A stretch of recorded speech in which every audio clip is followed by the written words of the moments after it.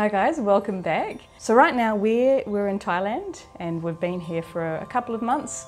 You know, so many people have asked us the question, well, how is it like traveling with a baby? What do you do? What do you have to make sure you're organized and all that kind of stuff? And of course, you know, regardless of where you're traveling, you have to be organized. But when you're traveling with a baby, there are things that you can do to ensure that you have a really great experience. And some of the stuff you can do beforehand. So I'm going to take you through my top 5 tips and just kick off with before you even arrive. So before you even arrive, do your research, scope out the area, make sure the place where you're staying is child friendly, location is really good, and read reviews. Reading reviews is really good in terms of accommodation anywhere, and figure out whether, based on that, whether it is suitable for you and your family. The second tip I can offer is join Facebook groups for the area.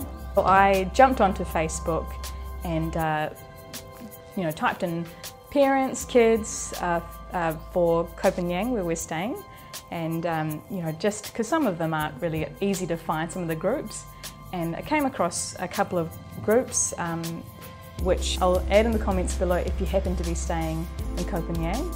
Otherwise, in general, do a bit of a search and find the appropriate groups and let people know that you're coming, and they can offer you some great advice as well. So week 1, I sent out a message saying, me and my daughter and my husband have just landed on the island, and we're really keen to meet people and keen to meet parents with kids and understand some great spots where kids can hang out, and also just do you guys have gatherings so we can be part of a community? Because when you feel part of a community, it's such a more rich and enjoyable experience. So I did that on week 1 and got some beautiful people engaging and contacting me, and since then we've met them on a number of occasions, almost on a daily basis, which is perfect for us.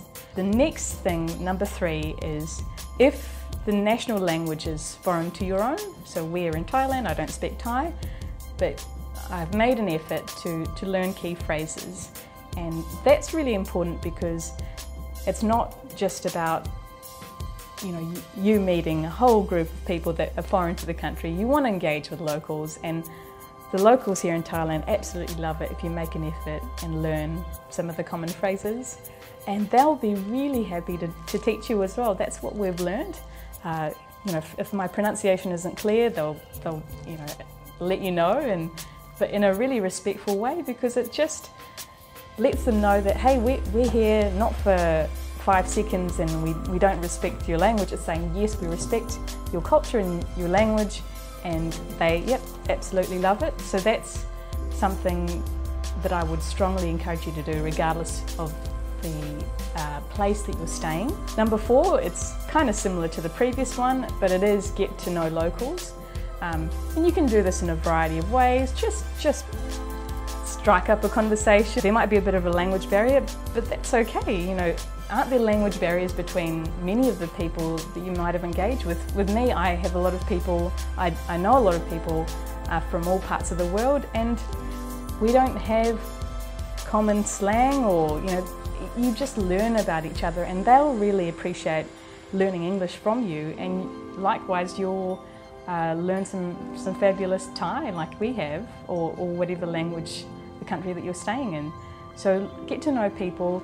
With a baby in particular, I don't know whether it's our experience or whether it's just the Thai culture, but Alia is loved everywhere she goes. She gets cuddles, she gets smiles, she gets lovely people just playing with her, and she's got aunties basically everywhere we go, and it actually makes us feel so good to know that people love her like family. So there are a few places that we go on a regular basis, and they'll look out for her. Where's Alia?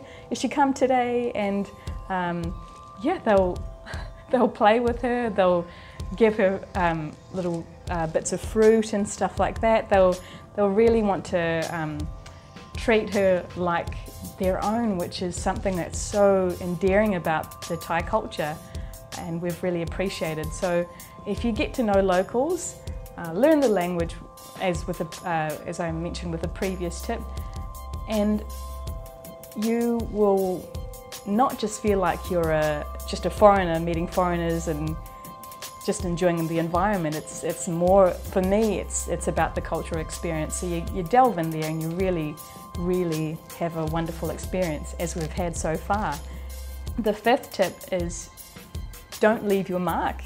And by that I mean treat the country, the place that you're staying, like you'd treat your own home, with absolute respect. So think about what is really important to the local population. For us, everyone's quite fairly reserved, quiet, so they wouldn't appreciate someone blasting loud music or, you know, using really bad language. They're all very, the lovely people that we've come across have been just really kind of mild-mannered and friendly. You don't see them kind of making a mess or anything like that. It's just they're very conscious of keeping things really tidy and clean. So in turn, as a tourist in the space, we do the same and people appreciate it. We have reusable cups.